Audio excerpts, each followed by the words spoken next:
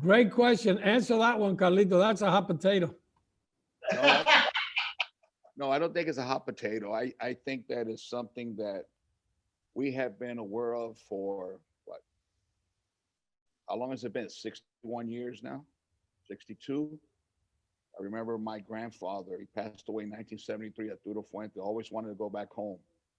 And I remember when the revolution began and the United States put the embargo, as you mentioned, that travel was not allowed and Cuban made goods were not allowed into the United States. We had our factory in Florida at that time. I remember my grandfather said, listen, don't worry.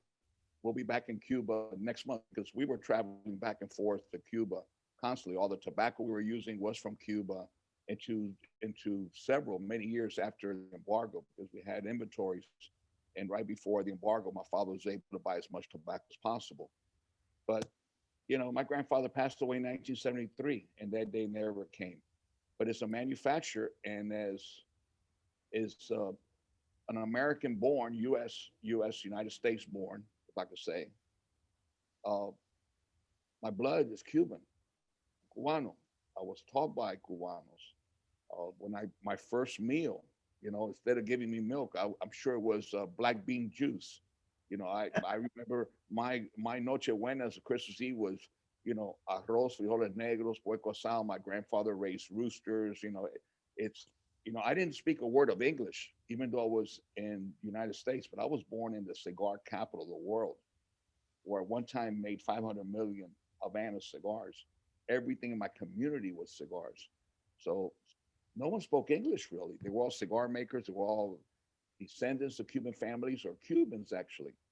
Some Italians and several and quite a bit were Spaniards also that had migrated to Tampa after the Spanish American War. And I didn't speak my first word of English till I was 6 years old and I started elementary school. It's hard to believe, but my grandmother, Cristina Fuente, who was born in Tampa, her sister, who was younger, her was born in Cuba. They all passed away without speaking a word of English. My grandfather, who came to the United States at the age of 15, passed away at 85 years of age, just smoked 20, 25 cigars a day. Didn't speak a word of English. But he did say, that son of a beachy, that son of a beachy. he I remember, I think that was one of his few words of English. What I'm trying to say is that we've been aware, and the day that Cuba opens up, Cuba was such a powerhouse. You could imagine in Tampa alone, 500 million Havana cigars. They used to call them clear Havana. It was made in bond. I mean, 500 million, I'm sorry. Imagine in the 20s and 30s how much tobacco the island of Cuba grew.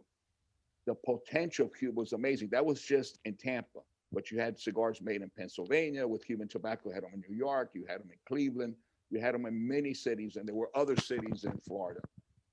The potential of Cuba was amazing. So back in the 70s, it was extremely concerning in the 80s that what was going to happen. But as we started developing in the Dominican Republic, and we started doing things and able to, because you can't do these things overnight.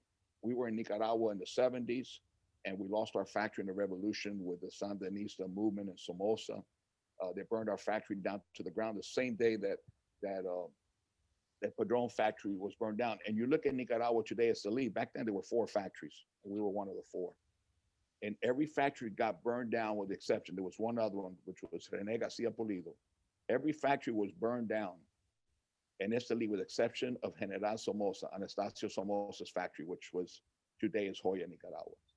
So from Nicaragua, we came to the Dominican Republic. We had to start all over again. But with time, we started developing.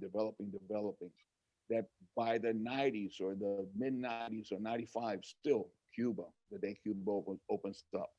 But as we got into the year 2000, the achievement that we have been able to accomplish, and we're always moving the goalposts. We achieve a goal, we move the goalposts. We're always trying to make it better.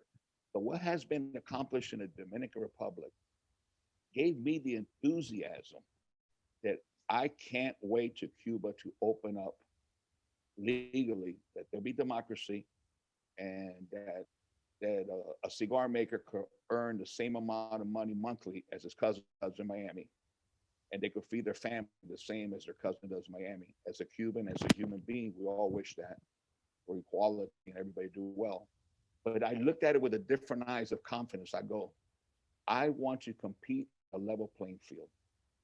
I want Cuban cigars next to my cigars so people have an opportunity to try and make the difference. And as time went by, I started gaining more and more confidence that the world has changed and that we have earned our position in the United States for sure, and with time we hope in the rest of the world, which is a little bit more difficult because Cuba has dominated the rest of the world for over 200 years.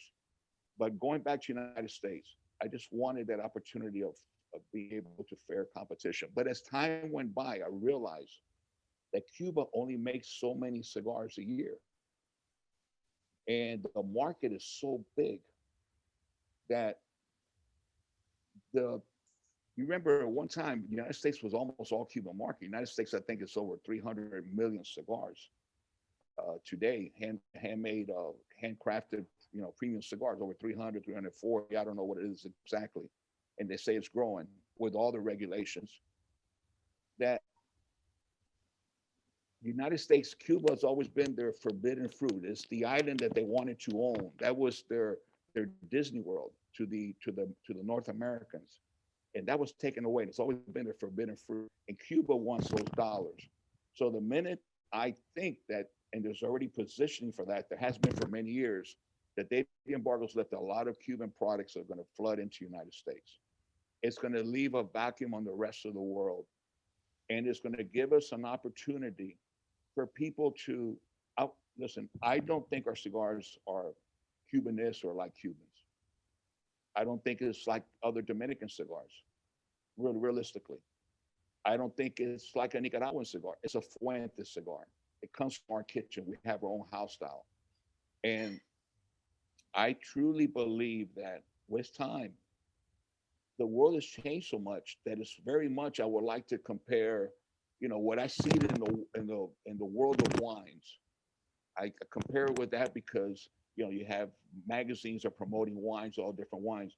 I remember when I first started enjoying wines that in North America, in the United States, if it wasn't a French Bordeaux or Bordeaux wine or French wine, it was not considered a world-class wine. I remember I'm 66 years old. I remember going into restaurants, the finer restaurants. And of course, those wine lists and the prices, I wasn't a wine drinker, so I was a little bit hesitant to pay that kind of money, even though I was with a young lady that I wanted to impress. And always they had a special house wine. And I remember one time the wine was delicious and it was not expensive. And I asked what that wine was one day when my girlfriend wasn't there, and they said, that's California wine. I go, what? California?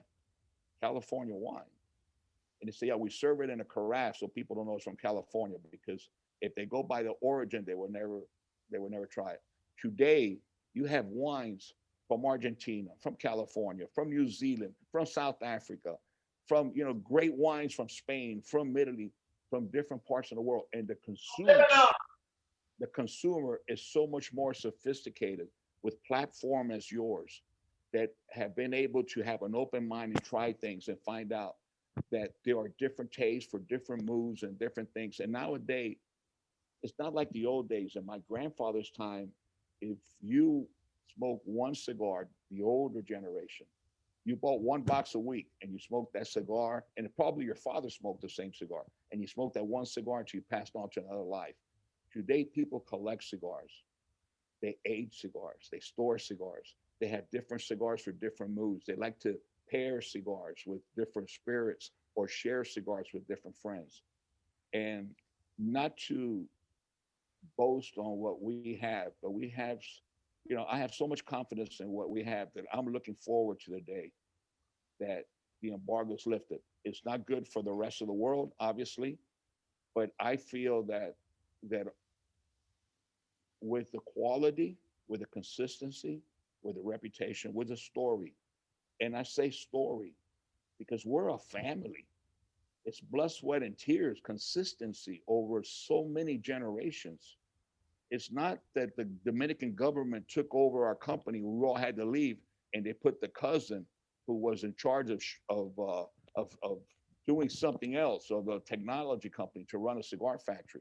It doesn't know how to blend or taste. We are tobacco people, and we have a story, and it's a real story. And I really believe, and I don't want to say I just want an opportunity, and I think you're giving us an opportunity. I think you believe in our products. You've heard. Now the information is so big with these virtual platforms, with social media, with all the magazines, that you see that now consumers have a choice. And I think it's a win-win for everybody. And to be totally honest, to answer that question, uh, I have all the confidence in the world that it it would be a big stone weight taken off my shoulders to compete with Cuba in America, the biggest market of the world, because we're doing that now, little by little, in the rest of the world, slowly. And it takes time, and we know that, because there's so many people who are so committed, so focused, or so sure that they won't look at, that to them, they won't even look another way. We understand that. But with time, you see the younger generation, the people who enjoy cigars and enjoy the spirits, the watches and things, not that the older generation does not. They want different, they want to try different things. And they're more open to say, what pleases me? Does this cigar please me?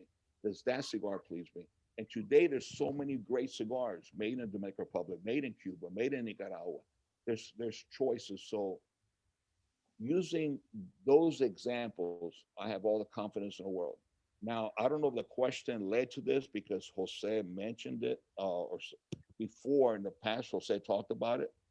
But as far as going back to Cuba, I have, I definitely would love to go to Cuba and visit the homeland of my grandparents and our heritage and everything. Like each and every one of us always wants to go home.